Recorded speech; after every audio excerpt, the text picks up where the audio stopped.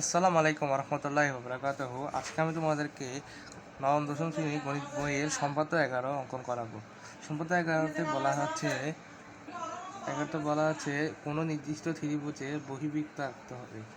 বহিবৃত্ত কি এটা জেনে নেওয়া যাক। সবার আগে বহিবৃত্ত হলো এমন একটি বৃত্ত যা ত্রিভুজের বাইরে অঙ্কন করা হয়।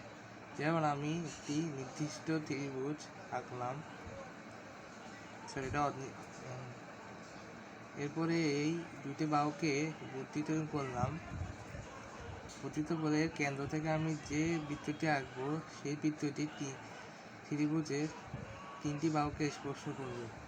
এটি হলো আমার বহিবৃত্ত, ত্রিভুজের বহিবৃত্ত। চলো অঙ্কন করা যাক। প্রথমে একটি ত্রিভুজ অঙ্কন করে নিই।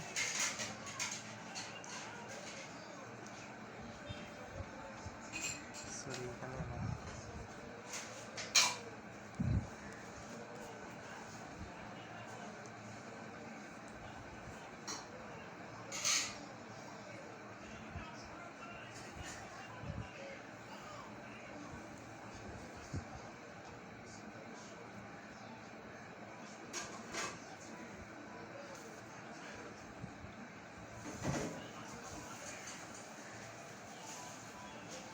হলো আমার একটা ত্রিভুজ।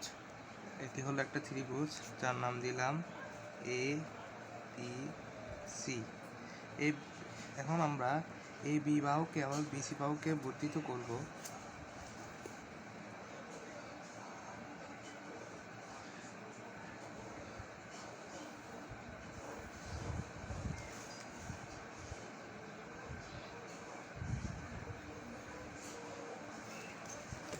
এখন আমরা এই বি বাহু এবং বিসি বাহুকে বর্ধিত করলাম। এখন আমরা এখানে একটি বহিবৃত্ত আঁকবো। এখন আমরা যে কোনো মাপে কোণ নিয়ে এদিকে কোণ আঁকি। এখন এদিকে একটি কোণ আঁকি। সি বাহুতে এখন এই বিন্দুতেও একটি কোণ আঁকি। এখন সি কোণটিকে আমরা সমদ্বিখণ্ডিত করি। এটি সমান নিয়ে এদিকে একটি চাপ আঁকি। আবার অবশ্যই দিকে লক্ষ্য রাখতে হবে, একটি কোণ আঁকি। এটা নিয়ে এদিকে একটি কোণ আঁকি।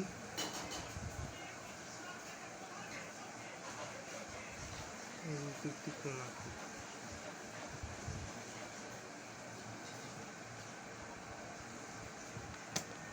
যোগ করে দিয়েছি।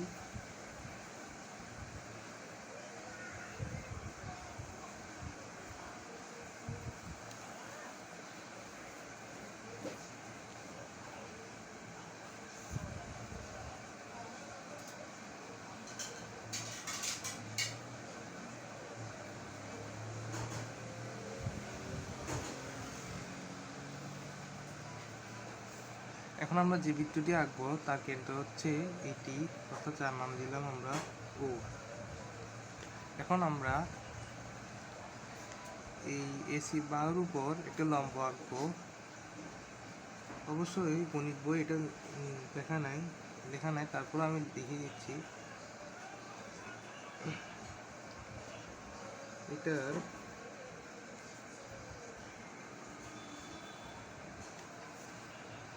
একটি ব্যাসার্ধ নিয়ে তারপর একটি যে বিন্দুতে ছেদ করেছে অর্ধেকের বা তার সমান ব্যাসার্ধ নিয়ে এদিকে একটি বৃত্তচাপ এঁকে নিই। এখন এদিকে একটি বৃত্তচাপ এঁকে নিই।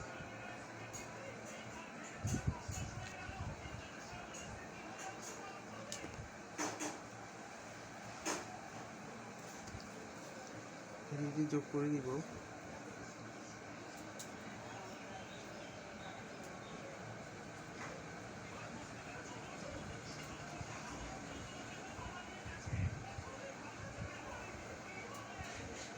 পুরোটা যোগ করা দরকার নেই।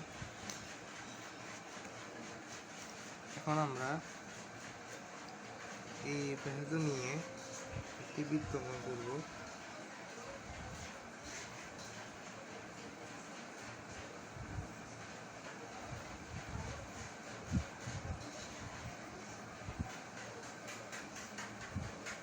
এই হলো আমার বৃত্ত, যা ত্রিভুজের যা তিনটি বাহুকে স্পর্শ করেছে। এর নাম দিলাম আমরা বি জি। সুতরাং এটি হলো আমার উদ্দেশ্য বহির্বৃত্ত। এখানে তোমরা যদি সমস্যা হয় বুঝতে, তাহলে আমার অবশ্যই কমেন্টে জানাবে। ধন্যবাদ সবাইকে। আসসালামু আলাইকুম ওয়া রাহমাতুল্লাহি ওয়া বারাকাতুহু।